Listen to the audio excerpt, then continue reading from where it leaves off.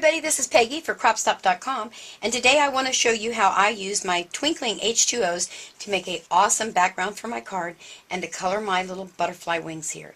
This is one of the cards that we're going to focus on. You can also use them just to do a background. I just took a piece of paper when I was cleaning my brush and whipped it across there, cuddle bugged it, called it a card piece. And then this one. Just stamp all over there with the Twinkling H20's on my rubber stamp.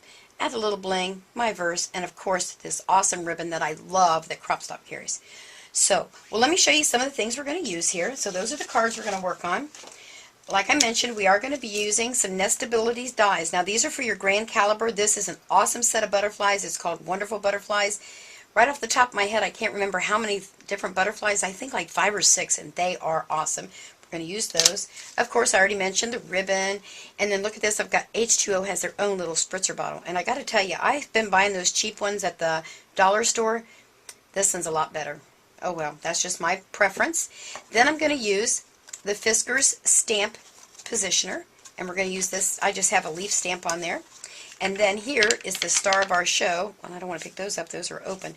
These are the little Twinkling H20's. And they have got all these awesome colors. Look at that blue. I don't know if the camera can really see. Let me take the lid off. Ooh, look at that. So they have all these colors. So we're going to be using some of those. Now, let me clear some things off and we'll get started. Now for this project, I am going to use watercolor paper. Obviously because I'm going to be using watercolors. I have tried using the H20's on other paper, and it really depends on what weight of paper you have. Some of it's worked really well, and some of it, because the paper was kind of thin, it just went through and it was a horrible mess. So I did pick up my watercolor paper here to show you. And here's how I do it. When you're using your watercolors, your Twinkling watercolors here, you need to squirt them with water and then get it mixed up in there. So I let this kind of sit a couple minutes before we started the video, and then you just kind of mix it up like so. Okay, so let me do that. And I always start with my lighter color first, and I'm just going to put this right on my rubber stamp. Move these out of the way so you can see. I wish the camera could really pick up how cool this is when it kind of glistens when it's right on there, and that's why they call them Twinkling H20's. Maybe a little bit more in that one. There we go. Now, I have added a lot of water, so I'm not going to spritz it, but if I were to let this sit for a while because I was yapping too much, then I would spritz it with my little spritzer. I don't want to do it over my table, so I'll spritz it over here, like so. I'm going to bring in my paper, and here's why I love this stamp press. I can see right where I'm going, and I put it there, and I'm just going to press straight down and straight up. There we go. Now, I know that doesn't look like much, but I'm going to hit it with my heat tool in just a second, and I'm going to show you how awesome it looks. I'm going to put a little bit more down on this end. There we go. Now, let me wipe this up. I'm going to go hit this with my heat tool, and I'll be right back. Now, I went ahead and heat set this, and I'm not sure if the camera can pick up how that kind of glistens. It's really cool. And then when I cleaned off my brush, I just put it on what was left on here because that's where I'm going to make my butterfly, so I'll show you how that is. I went ahead and wiped off my stamp. Let me clean my brush off here a little bit, get some of that yellow out of there. Now I'm going to add a little bit of that red to my stamp. I guess that's really pink. It looks red in there, but I guess it's pink. And I'm not real worried about how it's going on there. And again, I'm going to clean my brush, just putting colors on here. Because you know, I do not like to waste anything. Alright, now let's stamp this on here. You know what, I'm going to tell you I forgot to do this the last time, but this does make it a lot nicer. Now I'm going to stamp this one on there. And I'm just going to go, let's go this way this time. Ooh, look at that. That is going to be so awesome. Now I'll take a little bit and put down here on the edge, just so we have a little more color. Alright, now I'm going to go ahead and heat set that one again, because you know you have to heat set it in between. If you don't, what you're going to end up with is just going to be smooshed on top of each other, and it will not give you a very pretty look at all. So let me heat set this. I'll be right back. Now my final color is going to be green, so I'm going to put a little bit of green in there. Now I know some of you are saying, now why didn't she put a little bit of green, a little bit of yellow, a little bit of pink on there at once? And you can. I've actually done that on one of the cards I'll bring back in, but I really kind of liked this way a little bit better. I don't know why, but I did. Alright, and again I'm going to do, while I'm doing this, let me put some of that green just on here because I want to have enough on there for my butterfly. And I'll heat set them all at once. All right, let me heat set. Let's see. No, I don't heat set that yet. I want to stamp this. Oh my word, I got ahead of myself. All right, now this one I'm going to put more toward the top. And again, I think I'll put some down here on this end. Yeah, that looks good. All right, you know where I'm going. Over to heat this up, and I'll be right back. We're almost finished. Oh, it's looking so good. Now, there's our finished background. Do you see how it blends? The colors are just awesome. Let me bring my card back in.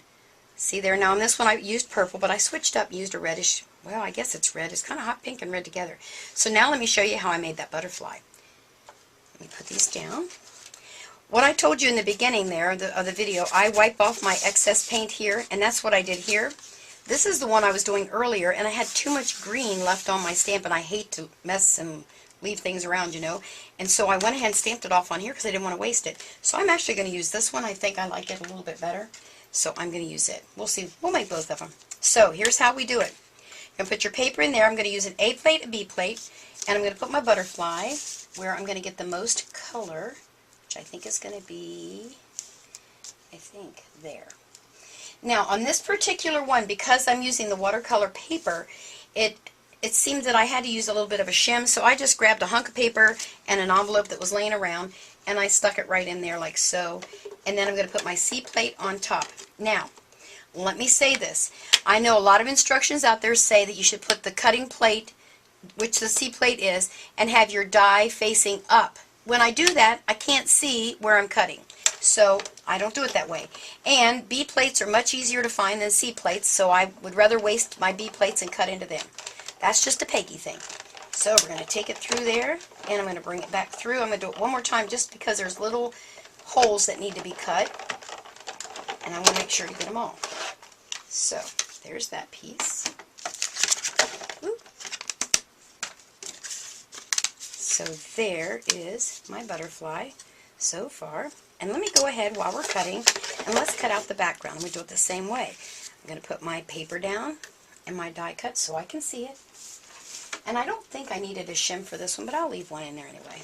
And we'll do a C plate on top and wind her through. Alright, let me move this out of the way. Let's see what we have here. Yeah, there we go. See how when you cut your die cuts, you get all these cuts in here. So I'd rather do it in this plate because I can get these easier than I can get the C plates. And that might just be a Cincinnati thing, I don't know. Alright, so here's my first. This is going to be, bring this back in so you can see, this is my background. And that comes out real easy. Now I could add the rubber mat and emboss this, but you're not going to see it on this card, so I didn't go to all that trouble. And then you got to get this out of here. Now let's see, where's my little push pin? I'll reach across there, and I'm just going to use this because there's little holes in here. You got to kind of push them out between the little holes, and that gets them out of there. There we go. See, there's all those little spots. That's why I put the this isn't going to work for my little ones. Let me grab a pin. I'll be right back. Okay, I just get a push pin, and I don't know if you can really see all those little spots, those little holes. I just stick my pin right in there, and that pushes out all those little holes. So let me do that real quick. Get those out of there. There we go. Just a couple more, and she'll be out of there. There we go. Isn't that gorgeous? Let me see if I can. Look at that. Now, who would have thought that it was just from some ugly scratch paper so that I didn't waste my H20's? And look at that. It's gorgeous. And then all I do is take the background, slide it right in like so, and I'll put a little blue dot in there, and I bend the wings up a little so it gives it some dimension. And there is another butterfly. Isn't that awesome? And I mean, it came from something that looked like that. Oh, just love it, love it, love it. Alrighty, so there's my finished card again. So, what we used tonight were the H20's, Twinkling H20's. There's lots of colors, super, super easy to color with. Yes, you can use them if you've got some of that really cool paper that's out there now that you can watercolor on. You can do the fine coloring in between there. I personally am not very good at that. I like to use it on my stamps and use it for backgrounds. So, make sure to stop over to cropstop.com. Get yourself some Twinkling H20's, and don't forget about these awesome butterfly dies. I just love them. And lots of ribbon. Oh my gosh, they got so much ribbon. And make sure to tell them Peggy sent you. See you later. Bye.